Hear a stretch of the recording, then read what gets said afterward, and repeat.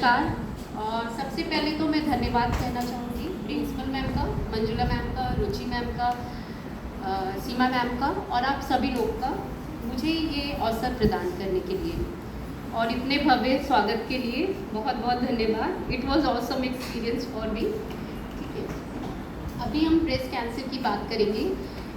Ma'am के भी सवाल मैंने सुने, उसको मैं प्रेजेंटेशन की लास्ट में लेना चाहूँगी। अभी पहले हम लोग अपने टॉपिक पे ध्यान देते हैं। ब्रेस्ट कैंसर, अगर हम कैंसर की बात करें तो आप लोग के दिमाग में कैंसर शब्द सुनते ही क्या आता है? कोई भी? एनीवन? सबसे पहले तो ये लगता है कि बचना ही नहीं है। बचना ही नहीं है, बिल्कुल सही बात, एकदम सही शब्द बोला मैम ने। कैंसर सुनते ही ऐसा लगता है कि अब बस मौत दिख रही है सामने। तो जबकि ऐसा नहीं है, कैंसर मौत नहीं है। कैंसर से हम लड़ सकते हैं कब? जब हम उसको जल्दी पकड़ सकें। तो उसी अवेयरनेस के लिए मैं यहाँ पे आपको कुछ पॉइंट्स बताऊंगी ब्रेस्ट कैंसर से रिलेटेड। यहाँ पे मैं आपको डराने के लिए नहीं हूँ, तो आप फ्री हैं कोई भी क्वेश्चन पूछने के लिए, और आपको यहाँ पे अवेयर करने के लिए हूँ ब्रेस्ट कैंसर से रिलेटेड टॉपिक पे। कैंसर क्या है? किसी को कुछ आइडिया है कैंसर है क्या? सेल्स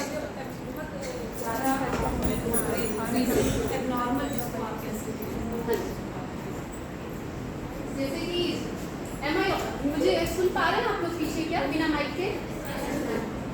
तो जैसे कि आप इसमें देख रहे हैं कि जब हमारी बॉडी में कोई इंजरी होती है तो हमारी सेल्स में ग्रोथ होती है, बट वो ग्रोथ एक डेफिनेट पैटर्न पे होती है, एक डेफिनेट नंबर ऑफ सेल्स बनते हैं। कैंसर में क्या होता है कि जब सेल्स का जो रिप्रोडक्शन होता है, जो सेल्स अपने आप को डिवाइड करती है, तो वो अनगिनत नंबर में डिवाइड कर लेती है। जब ये अनगिनत नंबर में डिवाइड कर लेती है तो वहाँ पे एक गांठ सी बन जाती है। वो गांठ जब वहाँ पे दबाव डालती है तो दर्द होता है, फिर वो खून की नसों के द्वारा शरीर के अन्य अंगों में भी पहुँच जाती है, जिसको कि हम स्टेज 4 कहते हैं कि दिमाग ब्रेन में पहुँच गई, लंग में पहुँच गई या हड्डी में पहुँच गई।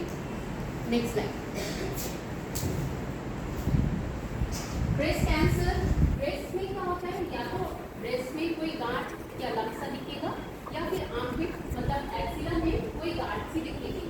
ब्रेस्ट कैंसर पिछले कुछ सालों में ब्रेस्ट कैंसर का इंसिडेंस बहुत बढ़ गया है, और ये वर्ल्ड वाइड और इनफैक्ट इंडिया में भी मोस्ट कॉमन कैंसर हो गया है फीमेल्स में, और one of leading cause of cancer death है इस ब्रेस्ट कैंसर।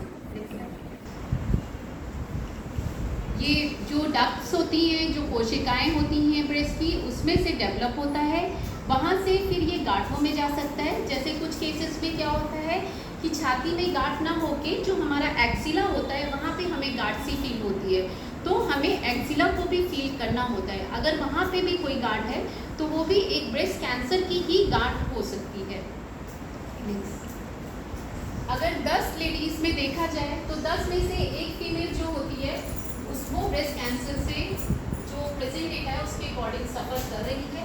लेकिन ऐसा नहीं कि मेल्स में कैंसर नहीं हो सकता, मेल्स में भी ब्रेस्ट कैंसर हो सकता है, हालांकि इसका जो परसेंटेज है वो बहुत कम है।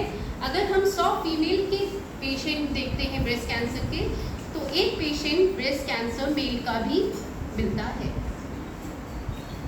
क्या क्या रिस्क फैक्टर है? एज सच इसका कोई कॉज ऐसे जितने भी हैं, जैसे पॉजिटिव फैमिली हिस्ट्री, मतलब अगर आपकी माँ को, मौसी को, बहन को ब्रेस्ट कैंसर है तो आपकी फैमिली में उसका रिस्क बढ़ गया है।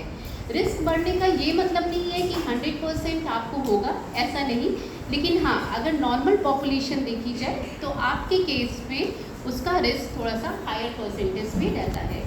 Genetic predisposition, same familial, previous history, पहले कभी रेडिएशन लगा हुआ है, रेडिएशन मतलब फॉर कैंसर ट्रीटमेंट लगा है, जैसे कुछ लिम्फोमा के पेशेंट्स होते हैं उनको रेडिएशन लगा होता है। एक्सरे के रेडिएशन से ब्रेस्ट कैंसर होने का खतरा नहीं रहता है। अर्ली मेनार्की, जल्दी पीरियड्स जल्दी आ रहे हैं।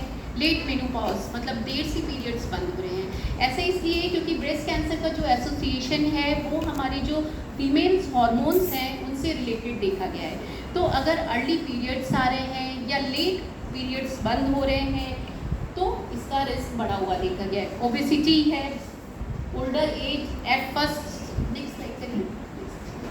कि अगर जैसे आजकल हो गया है कि बहुत लेट लेडीज़ शादी करती हैं, लेट बच्चे करती हैं, बच्चे नहीं करती या बच्चों को फीड नहीं कराती हैं, तो ये सब जो फैक्टर्स हैं ये these are known risk factor for breast cancer.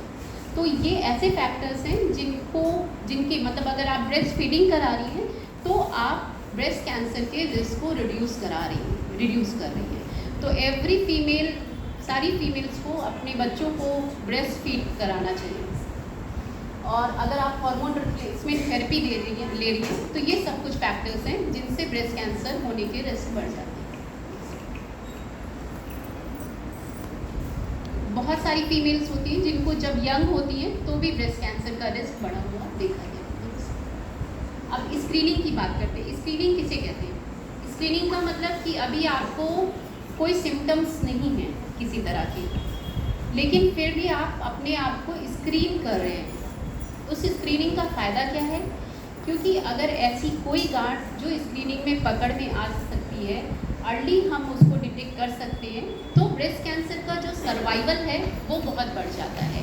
Early stage में देखा गया है कि 95% लेडीज़, मुझे नहीं पता मैम की मदर का किस स्टेज में डायग्नोज हुआ, that was very unfortunate, but अगर आप अर्ली स्टेज 1, स्टेज 2 में डिटेक्ट होता है तो पेशेंट अपनी लाइफ रहते हैं 5 साल 10 साल, कुछ पेशेंट्स अपनी पूरी लाइफ रहते हैं।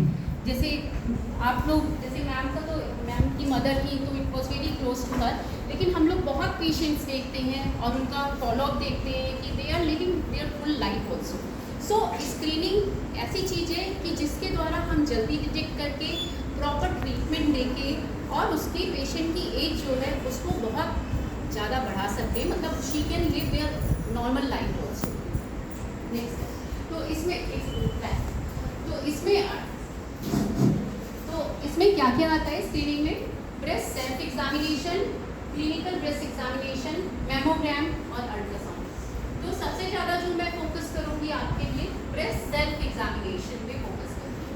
मतलब एक फीमेल अपने ब्रेस्ट को खुद एग्जामिन कर सकती है और एग्जामिन करके वो ब्रेस्ट लम्प को जल्दी डिटेक्ट कर सकती है। नेक्स्ट है, हमें अपनी बॉडी पे थोड़ा ध्यान देना चाहिए सभी। जैसे आप कुछ लोग वर्किंग है, कुछ लोग पढ़ाई कर रहे हैं, तो हम सब अपने बाकी चीज़ों में, फैमिली में, कैरियर में इतने इन्वॉल्व हो जाते हैं कि अपनी ही बॉडी को इग्नोर कर देते हैं। तो ऐसा नहीं करना है, अपनी बॉडी से ध्यान रखना है, अपनी बॉडी को एग्जामिन करना है।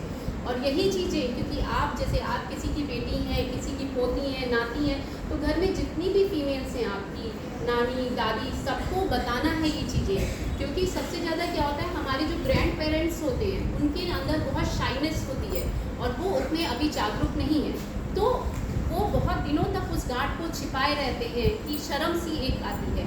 तो उस शर्म के आगे जाना है, ओपन होना है, आपको डिस्कस करना है घर में जाके, जिससे उनको भी अगर कोई गांठ लगे तो वो आपको बताएं और जल्दी डिटेक्ट होकर ट्रीटमेंट टाइम पे होगा। कब ब्रेस्ट एग्जामिनेशन? सबसे पहले ये कि कब हमें एग्जामिन करना है। तो जब भी आपके पीरियड्स आते हैं उसके बाद 3 से 5 दिन के बाद, जैसे मान लीजिए आपको महीने की तारीख 20 है, तो आप 25 तारीख के बाद अपने ब्रेस्ट को एग्जामिन कर सकते हैं, महीना यानी कि 5 दिन बाद। क्योंकि उस पीरियड्स के पहले ब्रेस्ट थोड़े लंपी रहते हैं, टेंडर मतलब दबाने पे दर्द होता है, तो वो उचित समय नहीं होता है। पीरियड शुरू होने के 5 दिन के बाद आप ब्रेस्ट को एग्जामिन कर सकते हैं। और अगर मेनोपॉज हो गया, महीने रुक गए हैं, तो आप 1 महीने की डेट फिक्स कर सकते हैं कि हाँ इस दिन हमें अपना ब्रेस्ट सेल्फ एग्जामिनेशन करना है। नेक्स्ट, अब कैसा दिखेगा ये? तो ये जरूरी नहीं है, जैसे बहुत पेशेंट्स हमारे पास आते हैं, ये मैं ब्रेस्ट की नहीं, बाकी सब जगह के भी बता रही हूँ। पेशेंट क्या कहते हैं, गांठ पड़ी हुई थी, कोई दर्द नहीं था, तो हमने डॉक्टर को नहीं दिखाया। तो कोई भी गांठ ऐसी जिसमें दर्द नहीं हो, तो जरूरी नहीं है कि वो कैंसर नहीं हो सकती। पेनलेस लम्प, मतलब जिस गांठ में दर्द नहीं हो रहा है वो भी कैंसर हो सकती है। और अगर उसके साइज में बढ़ाव हो रहा है विद ईयर्स, तो आपको तुरंत संपर्क करना चाहिए जो भी नियरेस्ट डॉक्टर हैं, जो भी आपके फैमिली फिजिशियन है।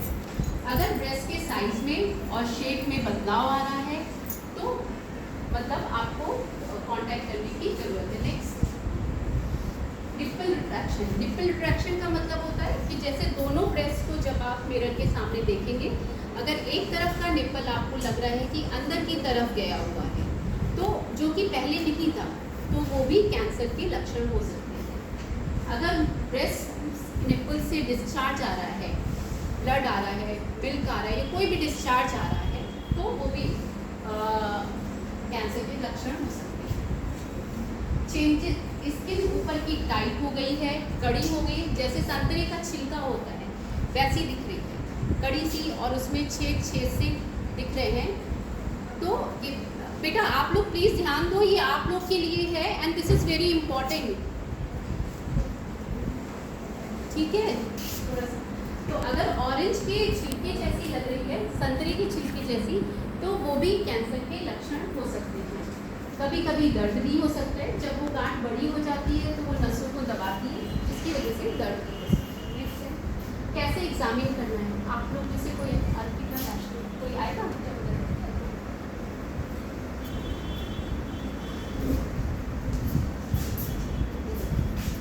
जैसे आपको अगर ब्रेस्ट एग्जामिन करना है तो आपको शीशे के सामने ऐसे खड़े हो जाना है, सीधे हाथ को दोनों सीधे रखना है, और आपको देखना है कि जो हमारे ब्रेस्ट हैं दोनों सेम लेवल पे हैं कि नहीं, साइज में कोई अंतर तो नहीं है, निप्पल में कोई चेंजेस तो नहीं है।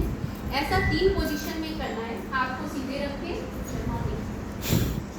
हाथ को दोनों ऊपर रख के, ठीक है, और हाथ को कमर पे रख के। इस तरीके से तीनों पोजीशन में आपको ब्रेस्ट का साइज, ब्रेस्ट का शेप एंड निप्पल रिट्रैक्शन को ऑब्जर्व करना है। नेक्स्ट टाइम, अब एग्जामिन करने के लिए कैसे करेंगे। मान लीजिए आपको अपना लेफ्ट साइड ब्रेस्ट एग्जामिन करना है, तो आपको अपने हाथ को सिर के पीछे ले जाना है ऐसे, और जो ये हमारी उंगलियां हैं, कभी भी हमें ब्रेस्ट को ऐसे नहीं एग्जामिन करना है। अगर हम ऐसे एग्जामिन करेंगे तो हमेशा हमें उसमें गांठ दिखेगी। तो हमेशा ये फिंगर के जो टिप्स होते हैं हमें ऐसे करके देखना है, जैसे एक हाथ को सिर के पीछे ले जाके और उंगलियों को ऐसे करके फिर ब्रेस्ट को एग्जामिन करना है पूरा सर्कुलर मोशन में। अगर उसमें आपको कोई गांठ फील हो रही है, मटर के दाने या उसके बराबर, तो मतलब वो गांठ है। और सेम तरीके से जब आपको राइट ब्रेस्ट एग्जामिन करना है तो राइट हाथ पीछे ले जाना है, सिर को सीधे रखना है शीशे के सामने खड़े होके, और लेफ्ट हैंड की 3 फिंगर जो हैं उनके टिप से उसको पैल्पेट करके ऐसे ऐसे सर्कुलर मोशन में देखना है।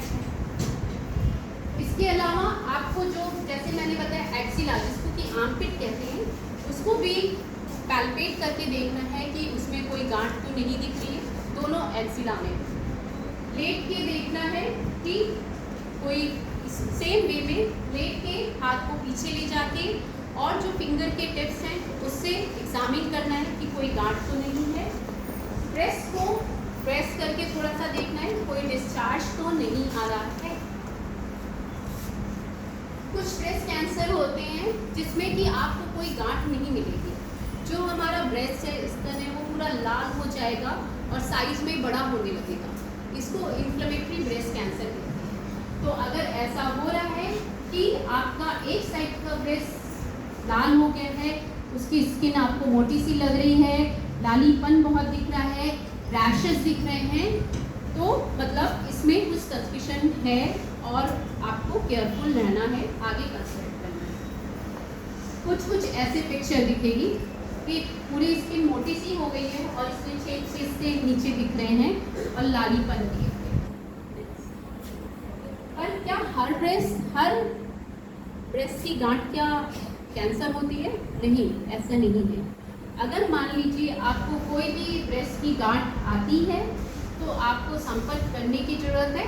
और फिर उससे FNAC, पहले तो हम लोग मेमोग्राम करते हैं। मेमोग्राम क्या होता है? मेमोग्राम में मेनली ब्रेस्ट का एक्सरे होता है, तो उसमें ज़्यादातर गांठें हमें पता चल जाती है।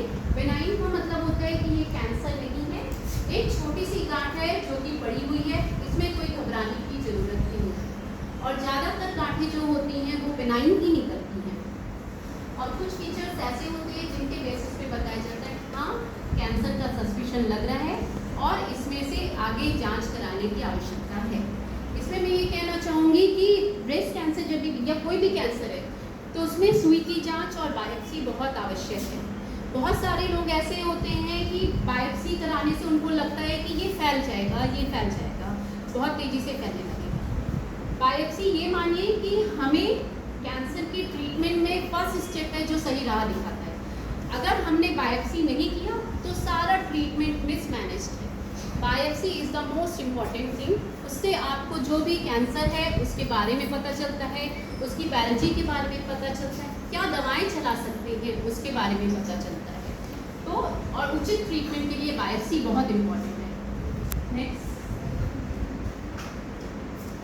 कब स्क्रीनिंग मतलब कब शुरू करना चाहिए? तो क्लिनिकल ब्रेस्ट एग्जामिनेशन का मतलब है कि आप डॉक्टर के पास गए और डॉक्टर ने आपको एग्जामिन किया। तो आप सेल्फ ब्रेस्ट एग्जामिनेशन तो आपको हर महीने अपना करना है। क्लिनिकल ब्रेस्ट एग्जामिनेशन हर 3 साल 4 साल में एक बार कर सकते हैं। एज पर स्क्रीनिंग गाइडलाइन 40 साल से एबव जितनी भी लेडीज़ हैं उनको मैमोग्राम या ब्रेस्ट का अल्ट्रासाउंड, जैसे जो लेडीज़ यंग होती हैं जिनके ब्रेस्ट हैवी होते हैं तो उसमें हम लोग मेनली अल्ट्रासाउंड सजेस्ट करते हैं, लेकिन mammogram is good screening test for breast cancer. और जो फीमेल्स जिनका की रिस्क थोड़ा हायर होता है उनके लिए अगर लंप नहीं भी मिल रहा है तो हम लोग MRI भी सजेस्ट करते हैं। अब मिथ क्या क्या है? जैसे कि लोग ये सोचते नहीं हमारी फैमिली में तो किसी को भी नहीं हुआ कैंसर तो हमें नहीं होगा ब्रेस्ट कैंसर, तो ऐसा नहीं है। 70% फीमेल्स जो होती हैं उनमें कोई रिस्क फैक्टर नहीं होता है, फिर भी उनको ब्रेस्ट कैंसर हो सकता है। बहुत सारे ब्रेस्ट लंप क्या कैंसरस होते हैं, जैसे मैंने बताया अगर कोई गांठ आपको ब्रेस्ट में मिल रही है तो डरने की आवश्यकता नहीं है, क्योंकि 80% गांठें जो होती हैं वो आपकी बेनाइन होती हैं और कैंसर नहीं होती है। ब्रेस्ट कैंसर नॉन क्यूरेबल है, क्या ऐसा है? नहीं, ऐसा नहीं है। ज़रूरत है जल्दी कैंसर को पकड़ने की और उचित इलाज लेने की। और 90% जो अर्ली ब्रेस्ट कैंसर होते हैं उनका पूर्ण तरीके से इलाज संभव है। आजकल ऐसी सर्जरीज भी आ गई हैं कि जिसमें ब्रेस्ट कैंसर की केवल गांठें निकाल दी जाती हैं और ब्रेस्ट के पूरा स्तर निकालने की आवश्यकता नहीं होती है। तो इवन सर्जरी के बाद ये भी नहीं पता चलता कि पेशेंट को ब्रेस्ट कैंसर है, केवल जो गांठ होती है उतना ही निकाला जाता है। ये मैंने बताया जैसे मेल्स को भी हो सकता है, ऐसा नहीं है कि केवल फीमेल्स को ही ब्रेस्ट कैंसर है होगा, या स्मॉल ब्रेस्ट है तो क्या ब्रेस्ट कैंसर नहीं होगा? नहीं, ऐसा नहीं है। Breast cancer always comes in the form of lump. Yes, हमेशा लम्प के फॉर्म में आ सकता है, लेकिन जैसे मैंने बताया कि अगर स्किन टाइट हो गई है, स्किन रेड हो गई है, या आपको आर्मपिट या एक्सिला में भी कोई गांठ है तो भी आपको अवेयर रहने की आवश्यकता है। मान लीजिए आपकी फैमिली में ब्रेस्ट कैंसर है तो मतलब एक डर सा अंदर बैठ जाता है कि नहीं कहीं हमें तो नहीं हो जाएगा, तो डरने की आवश्यकता नहीं है। सारे ऐसा नहीं होते कि जिनकी फैमिली में है उनको भी होगा ही, लेकिन हाँ थोड़ा सा जागरूक रहने की आवश्यकता है, समय समय पे अपना एग्जामिनेशन कराने की आवश्यकता है और स्क्रीनिंग मैमोग्राम कराने की आवश्यकता है।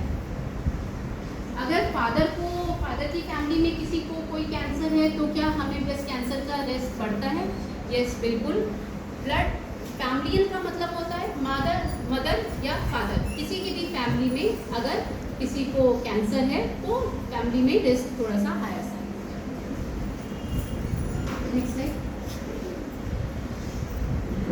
ये सब कुछ मिथ हैं। कैफीन कॉजेज ब्रेस्ट कैंसर, तो ऐसा कोई रिलेशन नहीं देखा गया है।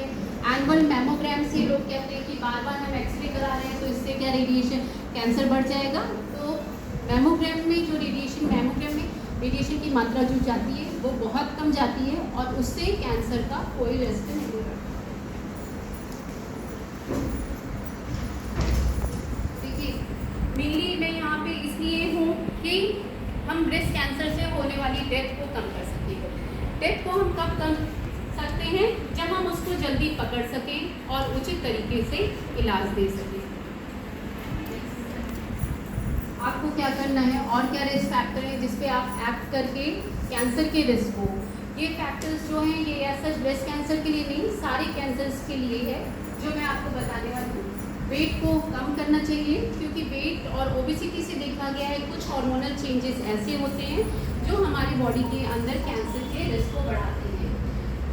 इस रिसर्च में ये प्रूव हुआ है कि अगर हम एक्सरसाइज करते हैं डेली, अगर हम 30 मिनट्स की एक्सरसाइज करते हैं तो उससे ऑलमोस्ट 13 कैंसर होने के रिस्क कम होते हैं।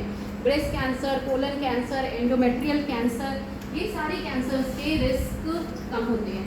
तो हमें अपनी रूटीन लाइफ में बहुत सारे ये सब ऐसे चेंजेस हैं जिसको हम मॉडिफाई कर सकते हैं और अपनी लाइफस्टाइल को बदल के कैंसर के रिस्क को कम कर सकते हैं। बैलेंस डाइट मतलब बहुत सारे जंक फूड वगैरह अवॉइड करना जिसमें आपके एंटीऑक्सीडेंट वगैरह होते हैं, हेल्दी डाइट को लेना। ब्रेस्ट फीडिंग मैंने पहले ही बताया कि शादी समय पे करना, बच्चे समय पे होना, बच्चों को दूध पिलाना, ये 3 तो ऐसे फैक्टर्स हैं जिसके द्वारा ब्रेस्ट कैंसर के रिस्क को आप कम कर सकते हैं और ये प्रूवन है। मतलब ये स्टडीज़ में देखा गया है कि जिन लेडीज़ के बच्चे नहीं होते, जो लेडीज़ बच्चों को फीड नहीं कराती, उनमें कैंसर होने का रिस्क डेफिनेट तौर पे हायर साइड पे होता है। अल्कोहल अवॉइड करना। तो लास्ट यही है, ये जो आप देख रहे हैं पिंक रिबन जो है वो सिंबल है ब्रेस्ट कैंसर का, ठीक है, ब्रेस्ट कैंसर अवेयरनेस का। एंड ये अक्टूबर मंथ, जैसे मनोज जी ने बताया, ये अक्टूबर मंथ जो है ये ब्रेस्ट कैंसर अवेयरनेस मंथ है, जिससे ज़्यादा से ज़्यादा फीमेल जागरूक हों और फीमेल्स को जागरूक करें और ऐसी बीमारी जिससे कि हम बच तो नहीं सकते लेकिन उसको जल्दी पकड़ के हम अपनी आयु को और बढ़ा सकते हैं, पूरी तरह से क्योर हो सकते हैं, क्योर की तरफ जा सकते हैं, उसकी दिशा में प्रयास करना। नेक्स्ट